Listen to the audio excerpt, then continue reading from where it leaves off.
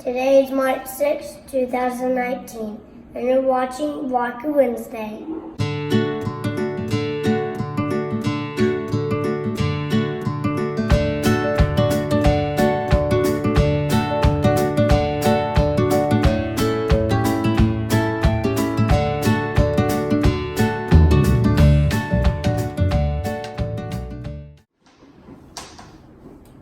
Hey guys, welcome back to another episode of Walker Wednesday.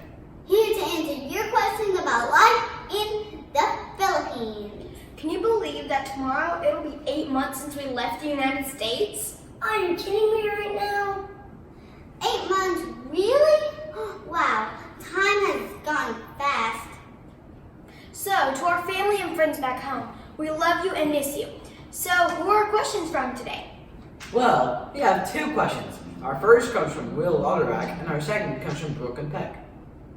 Hi, Walkers. How many people go to your church? Hi, Walkers. How many churches are in the Philippines? Good question, guys. Nolan, why don't you tell our viewers about the churches here? Hi guys, I'm here at one of the churches we visit, the First Baptist Missionary Church of Bubog.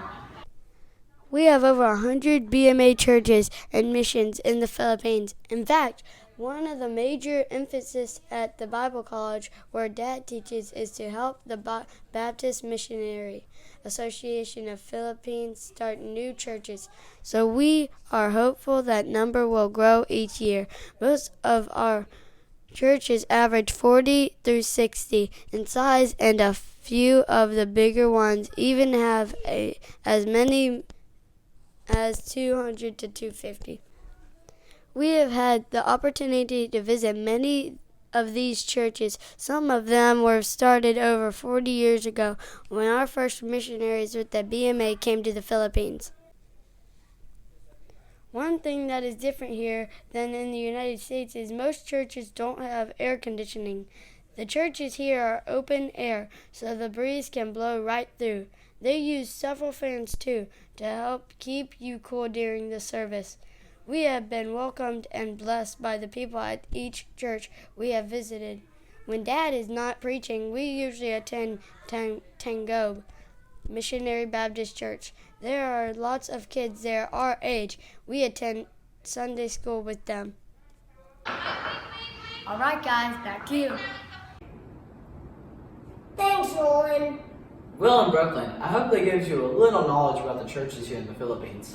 Guys, we're going to take a short commercial break, and we'll be back after a word from our sponsors. Have you ever wanted to know the things that really get on your mom's nerves? You know, the things that really drive her up the wall, or even ways to keep her from having a relaxing afternoon? Well, look no further than our new book, 101 Ways to Drive Your Mom Crazy. Take a look at number 7. Why use the same cup to drink out of all day when you can get a new cup each time you're thirsty? This will help create more dishes for your mom to wash and eliminate her time to relax and enjoy her day. Or how about number 23? See how many times you can change clothes during the day, causing extra unnecessary laundry for her to do. And of course, our favorite, number 78. Nothing will drive her more crazy than strategically placing your things all over the house to make the house look cluttered. And if you dare, number 100, the big one. Offer her to do something nice like switch the laundry over. When you notice that it's your mom's clothes you're putting in the dryer, turn the setting to high heat. That way, her pants will shrink and she'll think she's gaining weight. This book can be yours for the introductory price of $14.95. And if you order in the next 24 hours, we'll throw in how to turn a 6-hour homeschool day into 10 hours absolutely free. You'll learn techniques like how to lose all your pencils, topics to daydream about, and irrelevant questions to ask your teacher to get her off track. So call now, toll free, at 1-800-GONE-NUTS. That's 1-800-GONE-NUTS. Shipping and handling charges do apply. Hey guys, welcome back. It's time for our verse of the day. Our verse of the day comes from Hebrews chapter 10, verse 24 to 25. And let us consider one another to provoke unto love and to good works, not forsaking the assembling of ourselves together, as the manner of some, but exhorting one another, and so much more as ye see the day approaching. Verse 24 says, we ought to encourage each other through love, helping each other to do good. And then verse 25, not forsaking the assembling of ourselves together. Each Sunday, your church meets, and you ought to be there. As a believer, we should be part of the local church. How can we fulfill verse 24 if we don't go? And you know what? You can't be a part if you're not going. Too often, it seems that people are cool with this until something comes up. And what are we saying when we miss church for other things? We're saying that those things are more important. I'm not talking about when you're sick. I'm talking about when you choose to do something else instead of going to church. It's crazy how Satan has used good things, fun things, to pull people away from church.